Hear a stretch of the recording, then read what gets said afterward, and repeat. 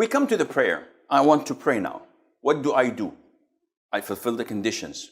Okay, my awrah is covered. I have wudu. I'm facing the qibla.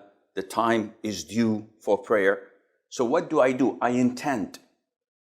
And how do I intend? Intention is in the heart. It's not something that you verbally say. So if I want to eat an apple, I don't say, I intend to eat this green apple in front of me on the table. I just reach out and bite it. This is the intention. So my intention now, in my heart, I don't have to say anything verbally or mentally. I just intend to pray dhuhr. It is dhuhr time. I make wudu, I come and I stand. The intention is there. I begin my prayer with a pillar. What is this pillar? You tell me. Wrong answer. The first pillar of salat is not takbeer.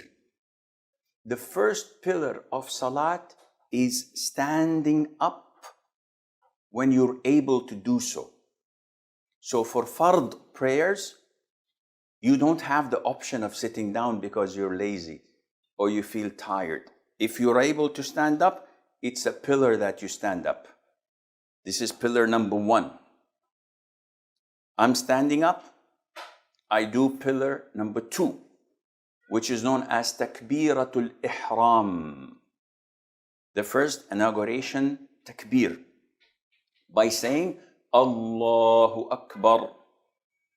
So now I have started prayer. The hadith of the Prophet ﷺ, وَتَحْرِيمُهَا التَّكْبِيرِ. So it has to be inaugurated with takbeer, the first takbeer. Okay, Sheikh, you said Allahu Akbar and you didn't raise your hands. Yes, raising the hands is not a pillar. This is a sunnah. Whoa, I didn't know that. Well, now you know. This is why I'm here. So saying Allahu Akbar means that I've started praying. Now, the sunnah is to say Allahu Akbar, to raise the hands. If I don't raise the hands, sunnah is gone. The prayer is totally valid and correct. Okay, when to raise the hands, Sheikh? You have one of 3. Either before saying Allahu Akbar, or during it, or after it. Can you explain? Yeah, sure. Allahu Akbar. Allahu Akbar. Allahu Akbar. It can be raised before, during, or after. This is confirmed sunnah of the Prophet ﷺ. So we move on. When I say Allahu Akbar, raise my hands, the sunnah is to put the right hand over the left hand on the chest, as per the hadith of Wa'il ibn Hujr, may Allah be pleased with him. And this was a confirmed sunnah of the Prophet ﷺ to place the right hand over the left on the chest. Well, the chest itself is an issue of dispute, because some authenticate the hadith, some don't. And those who don't differ whether to put it on the belly or to put it underneath the belly. But the most authentic is to put it on the chest. It's from here to here. So you put the right hand on the left hand on this chest while in the standing position. Underline, highlight with yellow, bold font. Why?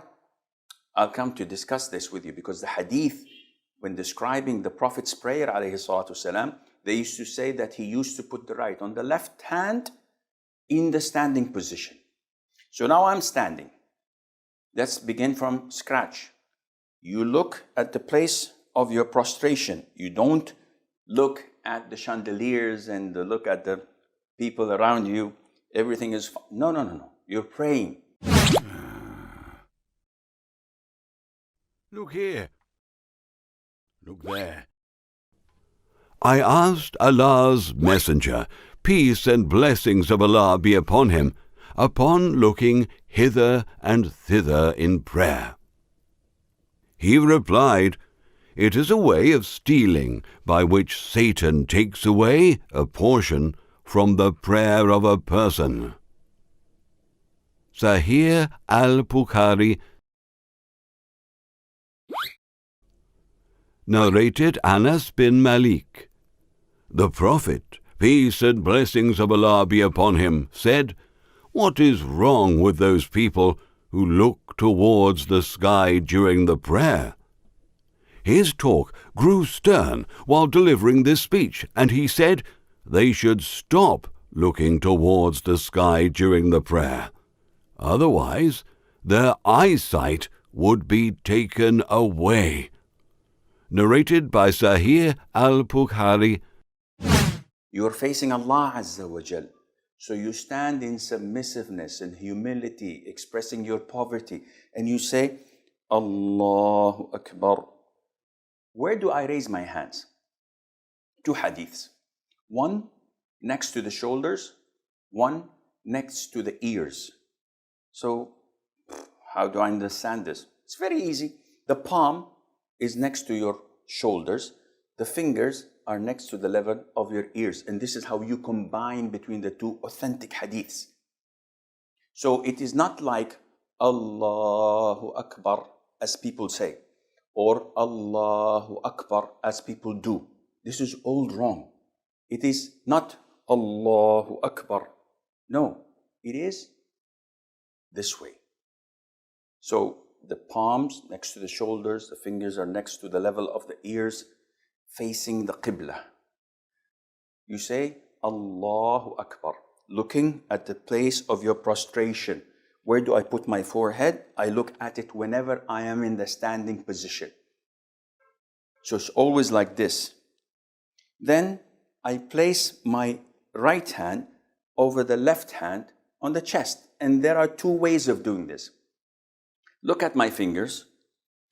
This is my wrist, my palm, and my arm. It's in between, like this. So this is one way of doing it. The other way, which is also authentic of doing it, is grabbing my wrist like this. So I'm grabbing it.